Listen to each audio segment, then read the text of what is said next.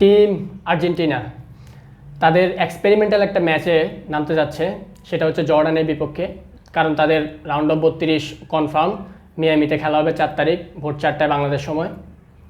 তো সেই হিসেবে এই ম্যাচটা যে একটা এক্সপেরিমেন্টাল ম্যাচ বা স্কালনের সবাইকে একটা বাজিয়ে, সবাইকে তো বাজিয়ে দেখতে পারবে না, মোটামুটি যারা আছে, যারা অল্প টাইম পেয়েছে বা যারা স্কোয়াডের বাকি সদস্য এখনও সুযোগই পায়নি, তাদেরকে বাজিয়ে দেখার একটা ম্যাচ। যদিও স্কালনির সেখানে শোনা যাচ্ছে যে হচ্ছে লিওনেল মেসি খেলতে পারেন, এমিলিয়ানো মার্টিনেজ স্টার্ট করবেন, লিওনেল মেসিও স্টার্ট করার কথা, বাট মেসি মেবি পরে নামতে পারে, সেটা দেখা যাক।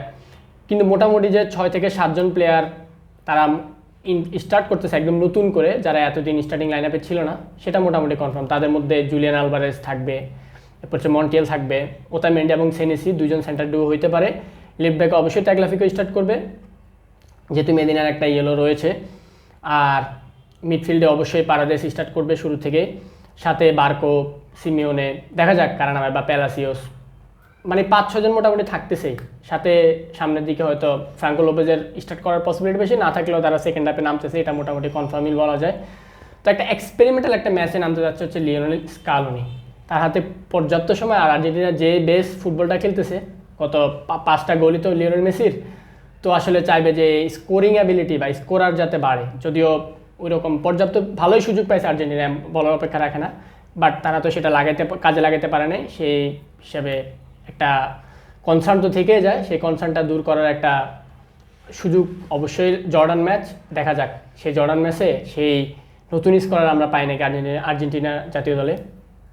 আর এখানে একটা খারাপ সংবাদ আছে, সেটা হচ্ছে কুতির ওমরের ইঞ্জুরি। সেই ইঞ্জুরিটা হচ্ছে সে জর্ডান ম্যাচও মিস করতেছে, আনফর্চুনেটলি মেবি সে হচ্ছে রাউন্ড অফ 32-এর ম্যাচটাও মিস করতে যাচ্ছে।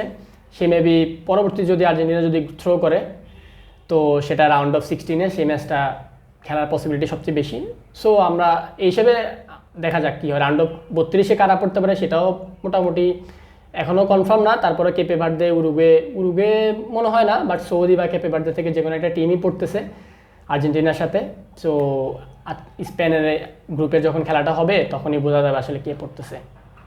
এই হচ্ছে আর্জেন্টিনার অবস্থা। আর মোটামুটি যেভাবে খেলতেছে, যে মিডফিল্ড থেকে শুরু করে সবাই মোটামুটি না, তারা ভালোই ফর্মে আছে। লিওনেল মেসির একক নৈপুণ্যের কারণে বাকি সবাই আসলে চাপা পড়ে যাচ্ছে।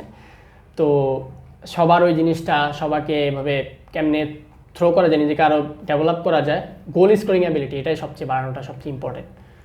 দেখা যাক এইভাবে কতটা সেই শিকেলটা কীভাবে ভাঙতে পারে। আর ফাইনালি যে কথাটা, সেটা হচ্ছে আর্জেন্টিনার যে ম্যাচটা, সেটা হচ্ছে ডালাসে। একটা কথা এরকম ছিল যে ডালাসে এসে একদিন আগে আসবে, বাট এখন তারা আসতেছে না। তারা মোটামুটি ম্যাচ ডের একদম কিছুক্ষণ আগেই সকালে আসবে, এসে সন্ধ্যায় ম্যাচটা খেলবে, মানে ডালাসের সময় আর কি। তো এর আগে এসে কোনো প্র্যাকটিস সেশন করতেছে না, ওইখানেই ম্যাচ ডের আগে আসবে। তো এই হচ্ছে মোটামুটি লাস্ট আপডেট।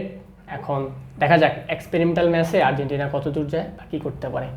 এ হচ্ছে আমার কনসার্ন। আপনাদের কি মতামত জানাতে পারেন।